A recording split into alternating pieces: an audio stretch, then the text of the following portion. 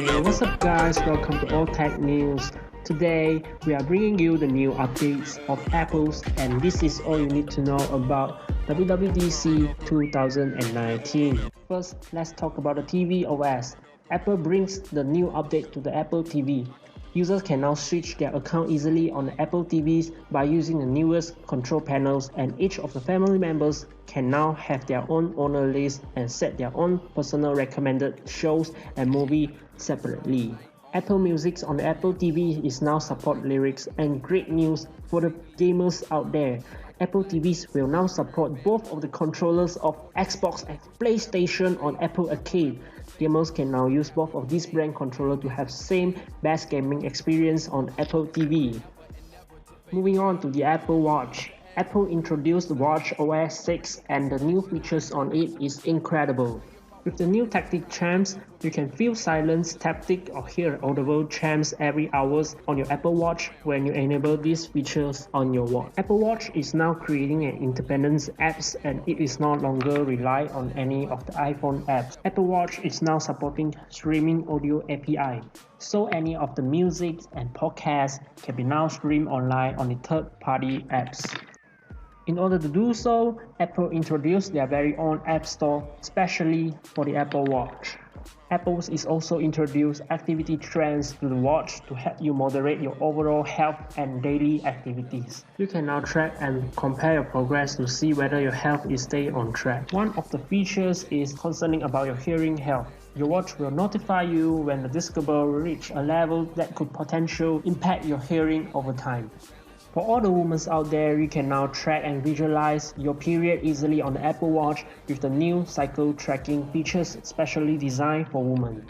Next is iOS 13. There are a lot of new upgrades in iOS. Apple says the performance of the iOS 13 is now more faster and smaller, with 30% faster face unlock, 50% smaller apps download, 60% smaller apps update, and 2 times faster apps launch. Apple is now bringing the dark mode to the iOS. It supports on notifications, wallpapers, apps like news, calendars, message, gallery, and more. Apple's also bringing new features to the map. You can now have the look around windows with 3D views by tapping the binocular buttons on the right upper hand corners in the map apps. Apple enhanced users' privacy in iOS 13. I believe many third-party apps require users' personal information to sign up an account.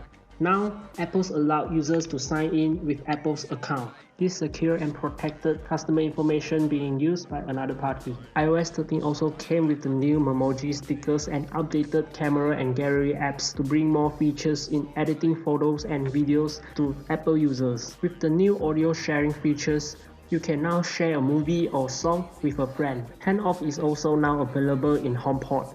By bringing your iPhone closer to the HomePod, you can now easily hand off your music or podcast to your HomePod, as well as bring it with you when you are leaving your home. For iPad users out there, this is a very good news for you guys.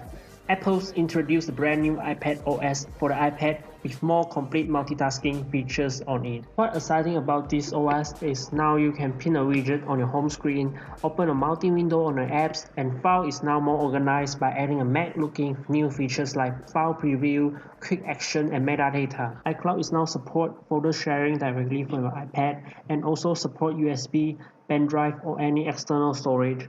So you can now import your file directly from the outside sources and work with any of the third-party apps. There is a cool feature which you can now select, copy, paste, undo by just using your fingers with the new multi-touch features. Overall, I think Apple's improved the experience of users on the use of iPad. Now let's talk about the Mac Pro. The new Mac Pro comes with the brand new Intel Xeon processor with up to 28 core and incredibly 1.5 TB of RAM. Next is the display. Apple brings you the Pro Display XDR. It is a 32-inch LCD display and a 6K Retina display with up to 20 millions of pixels. Now for the price itself, Apple offers you the Mac Pro at $5,999 and the Pro Display XDR at $4,999 with the display only, and the Pro stand will cost you about $999. Lastly, Apple introduced Mac OS Catalina. And iTunes is now separate into 3 apps, which are Apple Music, Apple Podcasts, and Apple TV. Along with the sidecar features, you can now use your iPad as a second display of your Mac to carry out editing work easily on your iPad. So this is my recaps on WWDC 2019. You can visit Apple website for more information. See you guys in the next video. Don't forget to subscribe, and thanks for watching.